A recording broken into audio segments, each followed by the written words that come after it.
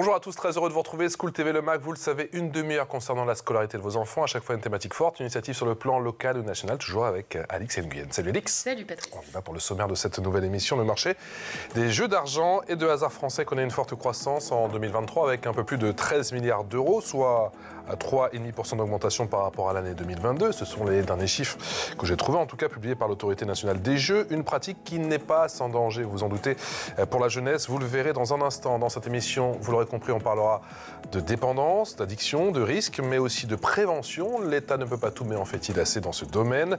Et puis, on se focusera, si je puis dire, aussi sur le travail des associations, avec quels ateliers et surtout, quels outils. La loupe, Alix, on parle de Je vous parle d'influenceurs qui mettent la main à la pâte pour sensibiliser aux problématiques liées aux paris sportifs. La petite battle d'influenceurs dans un instant. On y va. Et on accueille sur ce plateau Elisabeth Goua. Bonjour Elisabeth. Bonjour. Merci d'avoir accepté notre invitation. On est très heureux de vous accueillir. Conseillère du CIDJ. Le CIDJ, c'est le Centre d'information et de documentation jeunesse. Tout bon. Voilà. Ça va bien prendre. J'essaie de prendre par surprise, ça ne marche pour ainsi dire jamais. Et vous êtes, je le précise également, coproductrice de l'atelier Jeux et paris sportifs, opportunité Ou bluff. Tout bon. Bonjour Céline. Céline Bonner est également en Skype avec nous. Merci d'avoir accepté notre invitation. Vous êtes professeure des universités, chercheuse et praticienne spécialisée en jeux d'argent. Alors, je vais commencer avec vous justement, Céline. Est-ce qu'on a des chiffres concernant l'addiction aux jeux de hasard sur notre jeunesse, chez les jeunes ? Oui, il faut aller regarder toutes les études faites par l'Observatoire français des drogues et des tendances addictives avec toute l'enquête Escapade qui est spécialisée chez les adolescents de 17 ans.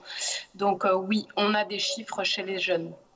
Et c'est plutôt quelle tendance, Elisabeth, concernant ces chiffres ? Est-ce que c'est croissant ou est-ce que ça tend à se stabiliser ces dernières années ? Alors, je pense qu'il y a eu une croissance importante avec la période du Covid, pardon. Ouais. Donc, puisque les jeunes avaient accès via leur téléphone aux applications, on a eu aussi toutes les périodes d'Euro, Coupe du Monde, là on a les JO qui arrivent, et c'est vrai qu'il y a une accessibilité. Surtout sur les paris sportifs ou les jeux de manière générale ? D'expérience, quand en tout cas moi j'en parle avec les jeunes, ils sont plutôt sur les paris sportifs. Après, tout ce qui est les pratiques, jeux de grattage, loto, etc., c'est plutôt des choses qui se pratiquent en famille. Plutôt en famille, Je connais ça. Il y a un risque qui est plus important, justement, c'est une bonne ère, puisque c'était pas un secret, on est en pleine période d'Euro, de football. Oui, on sait que tous les jeux n'ont pas le même potentiel addictif ou addictogène, comme on dit. Et on sait que les jeux en ligne, déjà, sont plus addictifs, addictogènes que les jeux hors ligne, parce qu'ils ont des caractéristiques qui leur sont propres. Et parmi les jeux en ligne, autant pendant quelques années, ça a été le poker qui était vraiment devant tous les autres types de jeux. Et depuis quelques années, ce sont les paris sportifs qui sont particulièrement addictifs, addictogènes. Paris sportifs et jeux de hasard, l'addiction, elle peut commencer à quel âge, Céline ?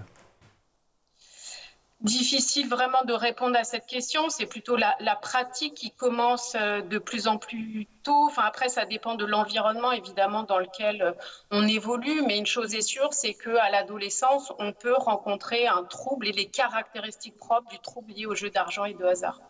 Céline, quels sont les mécanismes psychologiques qui rendent les paris sportifs particulièrement addictifs chez les jeunes ? Alors, c'est une question, évidemment, avec une réponse un peu complexe, mais la première chose quand même, c'est de dire qu'on mélange sport et paris sportifs. Aujourd'hui, il est très difficile de distinguer les deux et en fait, dans la tête de beaucoup d'adolescents, l'un ne va maintenant pas vraiment sans l'autre. Et puis en fait, on sait aussi que plus un jeu fait appel à certaines compétences, certaines habiletés, un certain savoir, le fait de suivre une équipe, donc d'être doté comme ça d'un certain savoir, plus on va imaginer que notre chance de gagner, eh bien, elle est plus élevée. Et donc, on va jouer aussi sur ces mécaniques-là de, si tu t'y connais en sport, si tu aimes le sport, alors forcément, tu as plus de chances de gagner. Et puis, on le voit très bien dans la dernière campagne de BetClick, comment on va jouer aussi sur l'excitation, les sensations fortes. C'est-à-dire que là, ce qu'on vient vendre... Céline, pardon, pour ceux qui ne connaissent pas justement cette dernière campagne de BetClick, qu'est-ce qu'elle dit ? En fait, c'est l'histoire de un peu l'effet papillon du sport, en fait. Donc, on est sur une histoire d'onde de choc qui se diffuse, qui part de l'événement sportif et qui se diffuse à des milliers de milliards de kilomètres. Et en fait, il y a cette idée quand même très forte de le sport produit comme ça, à la fois se diffuse, mais aussi produit des sensations, une excitation forte.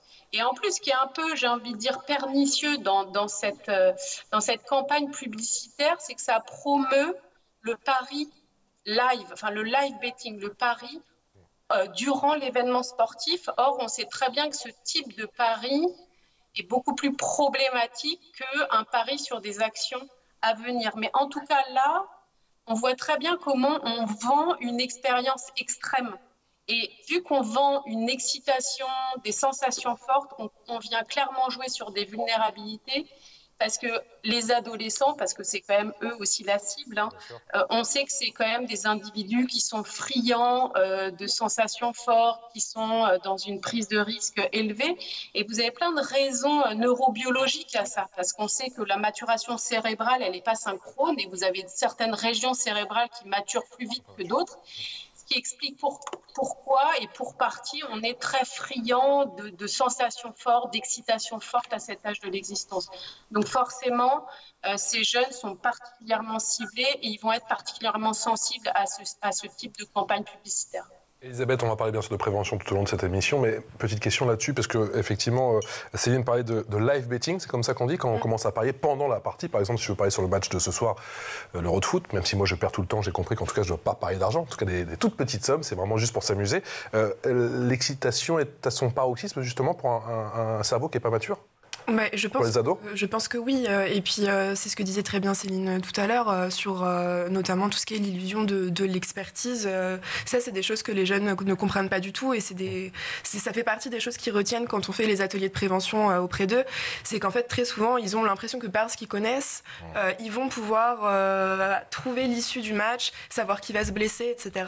Et donc, sur le live betting, en effet, là... Trouver qui va se blesser même. Oui, bien sûr, on peut parier sur beaucoup de choses. C'est vrai qu'on peut parier sur tout aujourd'hui. Oui, on peut parler sur tout. Et les anglo-saxons sont très forts là-dessus depuis très longtemps. Bon, on y est venu, malheureusement. C'est ça. Et puis, ça rajoute une forme d'excitation aussi, de se dire, si j'arrive à trouver ça, vraiment, c'est assez exceptionnel. Le nez cassé de Mbappé, vous pensez qu'ils n'auraient pas... Ça, je sais Peut-être pas. Ouais. Mais en tout cas, on peut imaginer que ça peut aller assez loin. Et sur le live betting, en général aussi, on est sur des jeunes qui vont regarder les matchs en groupe. Donc, il y a aussi probablement cette tendance-là à vouloir épater un peu les copains ou alors voir qui va réussir à gagner, etc. Une sorte de communauté. Ouais, je pense, ouais. Et comment est-ce que vous construisez vos ateliers ? Alors, comment est-ce qu'on a construit l'atelier ? En fait, le CIDJ travaille sur plusieurs actions de prévention et on a commencé avec la prévention sur les fake news. Et donc, nous, ce qu'on a fait avec ma collègue, c'est qu'on s'est appuyé sur cette base-là. Qu'on peut citer, hein. Oui, donc c'est le vrai du faux, du coup. Votre collègue, pardon. Et la collègue, c'est Elsa Ribeiro, qui ne travaille plus au CIDJ aujourd'hui, mais avec qui j'ai... J'ai peur je me souviens plus comment elle s'appelle.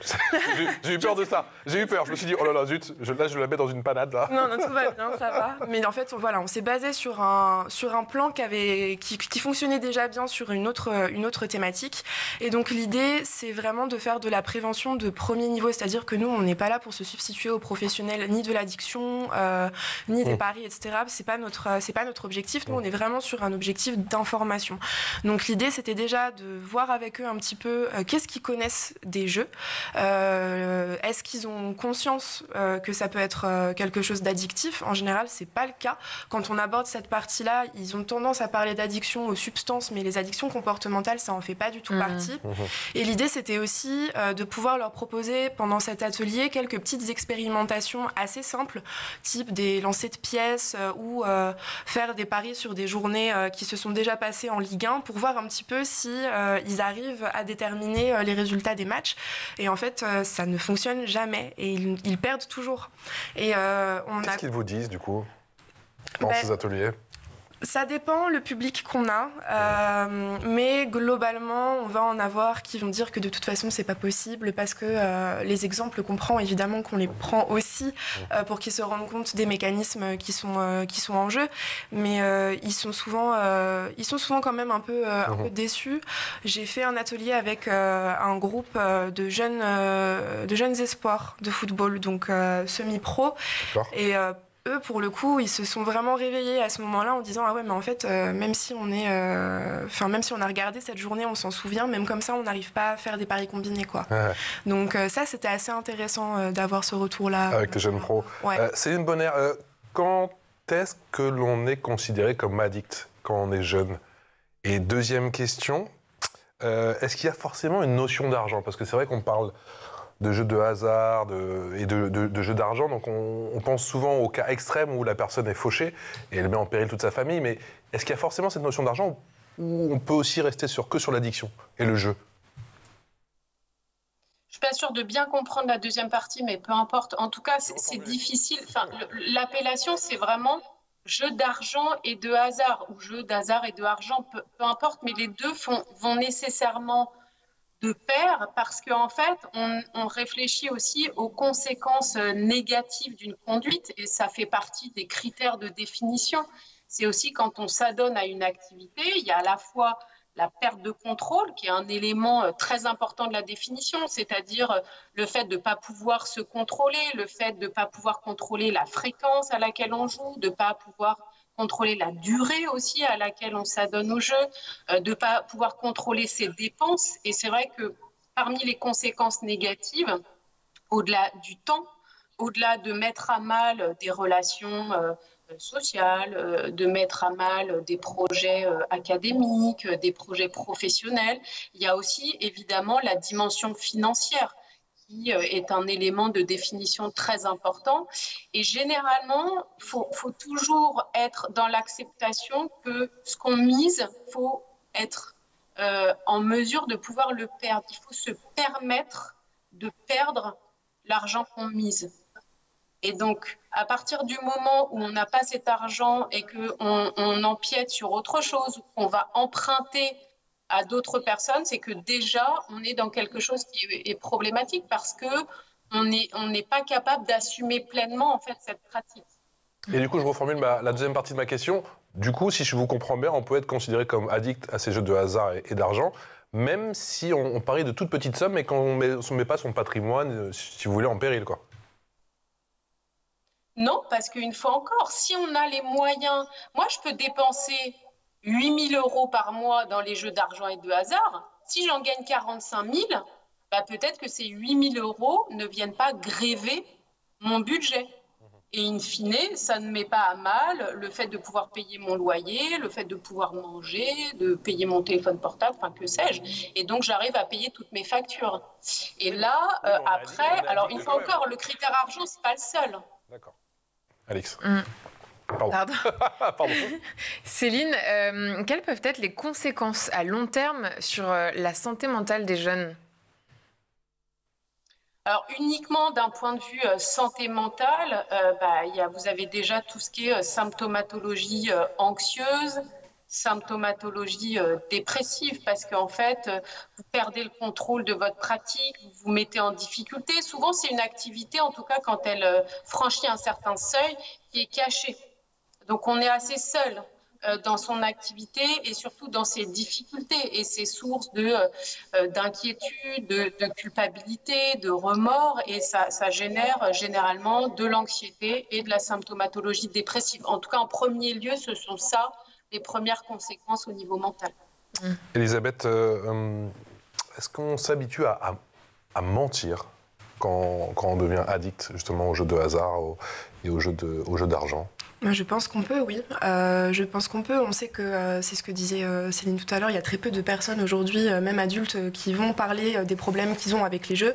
Je pense que quand on est... Ils s'en rendent compte tout de même? On a conscience quand même de ce... Je pense qu'à un moment, oui. Je pense qu'à un moment, oui. Quand on commence à dépenser des sommes qu'on n'a pas, qu'on commence à aller récupérer la carte des parents, etc.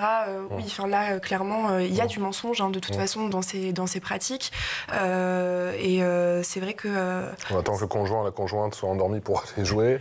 Ça commence à poser problème. C'est ça. Ouais. Et non, c'est vrai que sur les ateliers que j'ai pu faire, en fait, on voit très clairement que quand ils parlent de ces pratiques-là, ils parlent des pratiques d'amis ou de connaissances.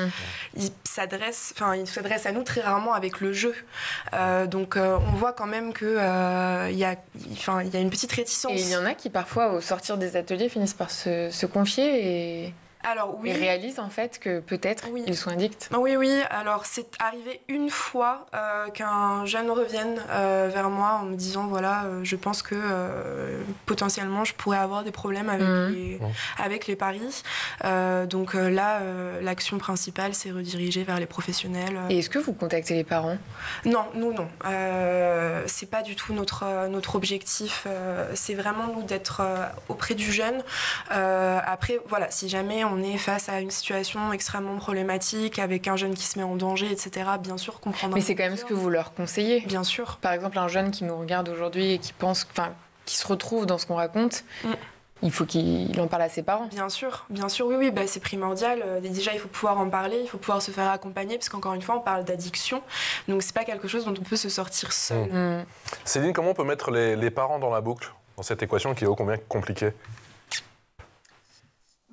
Déjà, je pense que c'est important que les parents soient très conscients de l'interdiction des jeux chez les mineurs, parce que, in fine, cette interdiction, elle est assez récente, du jeu chez les mineurs. Elle date de 2010, avec la légalisation et l'encadrement des jeux en ligne. Et tous les parents ne sont pas forcément aguerris de ça. Preuve en est, en fait, de ces parents qui peuvent acheter, comme on le disait tout à l'heure, un petit ticket de grattage à son enfant, ou qui va l'envoyer aussi, ou qui va acheter son ticket de grattage avec son enfant, ou alors qui fait participer à tiens, si je mise sur telle équipe de foot, toi, à ton avis, qu'est-ce que t'en penses ? Et en fait, c'est pas anodin. Et les parents, évidemment, ne pensent pas à mal en faisant ce genre de choses, mais ils ne réalisent pas combien ça peut quand même attirer le jeune et comment on ne réfléchit évidemment pas de la même façon quand on est un enfant, un adolescent versus un adulte. Et en fait, les parents doivent être quand même beaucoup plus conscients des dangers, des risques que les enfants, les adolescents, en tout cas tous mineurs peuvent encourir avec cette pratique. Après, oui, j'ai cru que vous vouliez poser une question. Non, je vous écoute. Ok. Donc, en tout cas, je pense que, surtout chez les mineurs, on ne peut pas accompagner un mineur sans accompagner les parents. Et je pense que c'est une ressource vraiment nécessaire dans la prise en charge. Et je pense qu'il faut, vous voyez, on parlait tout à l'heure de déconstruire en fait des représentations chez les jeunes. Je pense qu'il faut aussi parfois déconstruire des représentations chez les parents, parce qu'ils ont aussi un rôle important à jouer. C'est l'heure de la loupe, et la loupe c'était avec Alix.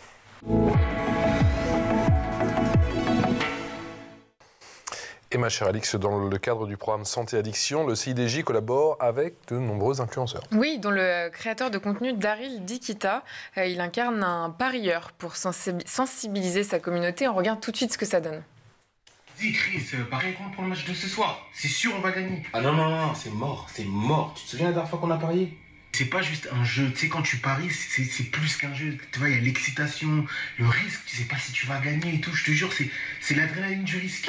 Ou la garantie de perdre ton loyer encore une fois. Quoi ? Oh, c'est très coup sûr. On va croire le seul coup sûr, c'est de perdre avec toi. Est-ce que tu te rends compte que tu paries plus que tu respires ? Ah ouais, tu trouves ? Bah oui, regarde, t'en deviens malade. Je n'ai pas vu ça comme ça. Les gars, si vos paris commencent plus à ressembler à un problème qu'un jeu, il faut absolument en parler à quelqu'un. Et aujourd'hui, ce qui est bien, c'est qu'il y a des ressources comme Santé Addiction, qui est un espace original pour les jeunes, qui va vous permettre de vous informer sur les comportements à risque liés aux paris et aux jeux d'argent. Et il y a également une page TikTok qui s'appelle Jeunes comme toi et qui sera là pour vous aider en cas d'addiction. Allez, tu sais quoi ? La prochaine fois, on parie sur qui court le plus vite jusqu'au café sans dépenser un centime. Déjà, je vais aller sur Santé Addiction. Et ensuite, ça, je pense que c'est un pari que je suis prêt à prendre. Et ces collaborations viennent en quelque sorte contrer la promotion de paris sportifs par d'autres influenceurs. Un rappel important alors que les Jeux Olympiques et Paralympiques 2024 se profilent. Pour rappel, pendant la Coupe du Monde 2022, 615 millions d'euros ont été pariés en ligne en France, un record plutôt inquiétant. D'autres créateurs de contenu ont mis la main à la pâte, comme Evan qui s'adresse directement à sa communauté en évoquant les risques de dépendance aux jeux d'argent et de hasard, mais aussi Anissa Maille, une militante des droits de l'enfant, ou encore Laure Gessler, un médecin généraliste spécialisé en santé de la mère et de l'enfant.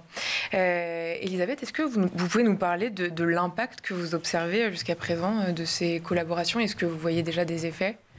Alors, moi, à mon niveau au CIDJ, pas forcément parce que je suis plutôt sur tout ce qui est les actions collectives et le terrain. Après, il est sûr que c'est important, notamment d'avoir des influenceurs tels que qui puissent communiquer et parler de ces sujets. La plateforme, en plus, est vraiment intéressante pour les jeunes puisqu'elle dispose d'une large variété d'informations, que ce soit des vidéos, des articles. Il y a également des ressources pour les professionnels. Donc c'est vraiment chouette d'avoir des jeunes aussi, puisque ce sont des influenceurs qui sont jeunes, qui puissent parler à des personnes qui peuvent se reconnaître en eux. Ça, c'est vraiment important. C'est vrai que ça, c'est un biais que nous, on peut avoir en tant que professionnels, puisqu'on reste considéré comme professionnel. Donc, et justement, à contrario, vous leur parlez dans vos ateliers des influenceurs qui font la promotion des paris sportifs? Ah oui, absolument. Ça fait partie même de tout un pan de l'atelier sur la communication, le marketing et le ciblage auprès des jeunes.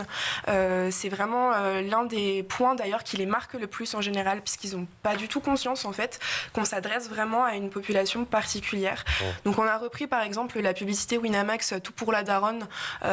Pour ceux qui la connaissent pas, c'est la publicité où un jeune homme parie, il gagne et sa mère monte dans l'ascenseur qui l'emmène tout droit vers l'avion pour les vacances.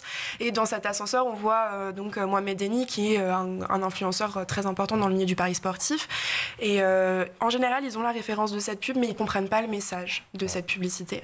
Déjà, ils ne voient pas que le jeune en question, c'est un jeune de quartier.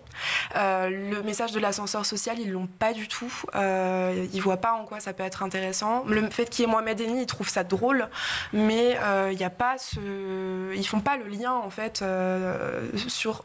La cible, c'est eux, quoi. Céline Bonner, vous faisiez tout à l'heure déjà allusion à une autre publicité. Ces pubs qui sont, il faut le dire, très bien faites, très puissantes, elles posent problème. Ben oui, à deux niveaux, j'ai envie de dire. Le premier, c'est parce que en fait, elle regroupe tous les codes qui parlent énormément à la jeunesse. Donc en fait, elles sont, une fois encore, très bien faites pour toucher pas n'importe quel produit. Et en fait, on sait très bien, les études le montrent bien, que sur tout ce qui est publicité pour les jeux d'argent et de hasard, alors même que vous avez le panneau, vous voyez, qui vous dit attention, il y a un risque de dépendance, d'addiction, c'est dangereux. Tout ce qui est études d'eye tracking, vous savez, donc c'est des études qui en fait sont capables de mesurer où se situe le regard, quel est le temps de fixation à tel endroit, etc. On sait que tous les temps de fixation sont bien plus importants sur tous les éléments du jeu que sur les éléments de prévention des risques liés à cette pratique des jeux d'argent et de hasard. Et l'autre problème, c'est que vous voyez, il y a tout ce qui est promotion du jeu d'argent, et puis vous avez aussi tout ce qui est prévention, les campagnes de prévention des troubles liés aux jeux d'argent et de hasard. Mais souvent, ces campagnes de prévention, elles sont aussi faites par l'opérateur de jeu. Donc en fait, l'opérateur de jeu, il devient juge et partie, et en fait, le public ne comprend pas pleinement le message qui est délivré. En plus, voilà, vous le disiez juste à l'instant, enfin, il y a des choses qui sont bien trop métaphoriques pour que un adolescent, un jeune adulte comprenne un peu vraiment le message. Et in fine, on n'arrive pas trop à comprendre vu que c'est l'opérateur de jeu qui promeut à la fois le jeu, mais qui fait également de la prévention. Vous voyez, on n'arrive pas bien à comprendre quel est le message en fait sous-jacent, et il y a ce qu'on appelle les effets boomerang, c'est-à-dire que en fait ça génère l'effet inverse de l'intention initiale qui est de prévenir les risques, et en fait généralement ça normalise le comportement et ça donne plus envie de jouer que de ne pas jouer. Alix faisait allusion à l'instant dans sa chronique, dans sa loupe, de cette sorte de battle, si je puis dire, des influenceurs. La bataille, elle commence par là, justement. Il faut absolument mettre le paquet sur la toile, sur les réseaux sociaux. Aujourd'hui, c'est là que ça se passe. Oui, parce que je pense qu'il faut aller chercher les jeunes là où ils sont. Et aujourd'hui, on sait que les influenceurs, comme les sportifs d'ailleurs, sont des figures identificatoires majeures chez les jeunes. Donc, ils ont un pouvoir d'agir qui est bien plus important. Et puis comme le disait Elisabeth tout à l'heure, je pense que nous, professionnels, comme d'autres, en fait, on est plus affiliés à une figure parentale. Donc, je pense aussi qu'il faut plutôt prendre des pairs PIRS et rester au sein d'une communauté où, en fait, les jeunes, une fois encore, s'identifient plus et ont moins l'impression, en fait, d'avoir un discours un peu moralisateur. Et donc, je pense que ça leur parle beaucoup plus. Et Céline, est-ce qu'il existe un profil type de jeunes susceptibles de développer une dépendance ? C'est toujours plurifactoriel. Donc, un profil type, non, je ne dirais pas ça. Mais en tout cas, ce qu'on peut quand même dire, c'est que généralement, c'est tous des jeunes qui aiment le sport, qui pratiquent des fois le sport, en tout cas qui suivent le sport, donc qui ont comme ça à la fois cette appétence et cette connaissance quand même pour une discipline, et ils se laissent prendre par cette mécanique qui est de toute façon véhiculée, qui est que parce que tu t'y connais, alors tu augmentes tes chances de gain. Et ça, c'est quand même une caractéristique qu'on va retrouver chez tout le monde, que ce soit les plus jeunes comme les moins jeunes. C'est ce qu'on appelle, nous, les distorsions cognitives, les cognitions erronées, quel que soit le terme. C'est-à-dire une façon de penser qui est fausse parce qu'en fait, elle va sous-estimer la part de hasard, surestimer la part d'habileté. Et au final, on est dans ce qu'on appelle l'illusion de contrôle, c'est-à-dire qu'on va surestimer ses chances de gain. Et ça, vous avez plein de mécaniques du jeu, des publicités qui jouent clairement là-dessus. Et on peut facilement se laisser prendre par ça.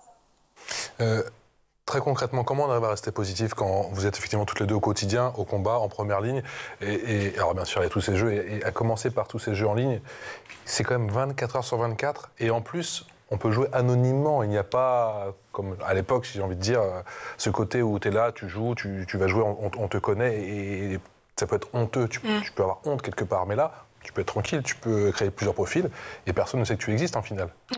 Oui, c'est vrai. Après, je pense qu'il faut quand même rester positif. On a quand même des jeunes. Moi, je les vois qui se rendent quand même bien compte. Déjà, ils savent que en fonction de la période, du contexte, évidemment qu'il y a plus de risques.